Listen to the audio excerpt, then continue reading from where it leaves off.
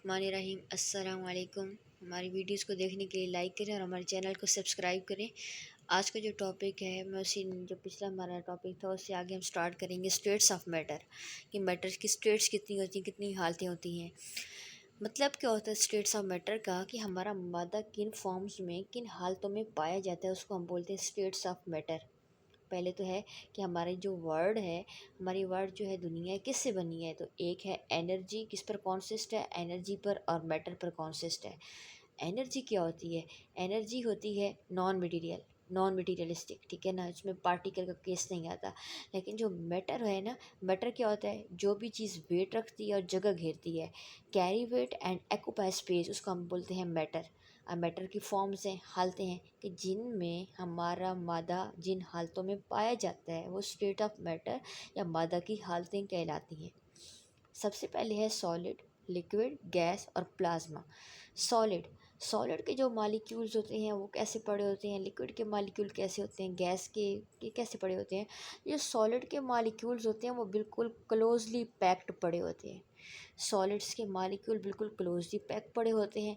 Liquid के molecules के दरमियान फासला आ जाता है और गैस के मॉलिक्यूल्स बहुत ज़्यादा फासले पर पड़े होते हैं। तो कहते हैं सबसे ज़्यादा फोर्स ऑफ अट्रैक्शन जो गैस के जो फोर्स ऑफ अट्रैक्शन होती है वो सॉलिड्स के मॉलिक्यूल के दरमियान होती है। उसके बाद दूसरे नंबर पर फोर्स ऑफ अट्रैक्शन जो फिर मौजूद होती है वो लिक्विड के मॉलिक्यूल्स के दरमियान होती है। सबसे कम फोर्स ऑफ अट्रैक्शन एग्जिस्ट करती है वो गैस के मॉलिक्यूल के दरमियान, मतलब बिल्कुल होती नहीं है, ना होने के बराबर, वीकर होती है। जब सॉलिड के मॉलिक्यूल रेगुलरली अरेंज पड़े होते हैं, ठीक है, एक ऑर्डरिंग के अंदर भी पड़े होते हैं, डेंस पड़े होते हैं, टाइटली पैक पड़े होते हैं, तो उनकी डेंसिटी भी क्या होगी? ग्रेटर। लिक्विड के मॉलिक्यूल टाइटली पैक नहीं पड़े होते, उनके मॉलिक्यूल के दरमियान थोड़ा थोड़ा फासला होता है, तो फिर क्या होते हैं? उनमें स्पेस क्रिएट हो जाती है, तो वो क्या होते हैं? Less dense. गैस के मॉलिक्यूल रैंडम मोशन शो करते हैं, कभी वो किस जगह पे होंगे, कभी वो किस जगह पे होंगे, तो इस रैंडम मोशन की वजह से क्या होगा? इनकी डेंसिटी ना होने के बराबर होगी, बिल्कुल लेस इनकी डेंसिटी हो जाएगी। अब सॉलिड के मॉलिक्यूल की जो शेप होती है, जब एक चीज़ रेगुलर अरेंजमेंट में है, टाइटली पैक पड़ी है, तो उसकी क्या होगी? शेप डेफिनेट होगी। जिस तरह अगर बॉक्स होगा तो बॉक्स की एक डेफिनेट शेप है, ठीक है। तो चेयर है, चेयर सॉलिड है तो उसकी भी डेफिनेट एक शेप है और एक उसकी डेफिनेट वॉल्यूम भी होता है।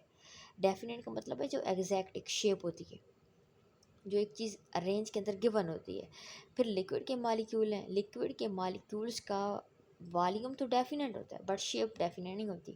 वॉल्यूम तो डेफिनेट है कि 2 cm³ है, 3 cm³ है, क्या है?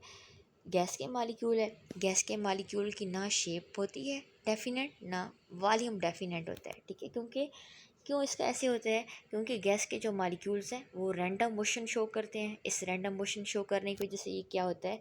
ना इनकी डेफिनेट शेप होती है, ना डेफिनेट वॉल्यूम होता है। नेक्स्ट आता है प्लाज्मा। प्लाज्मा क्या होता है?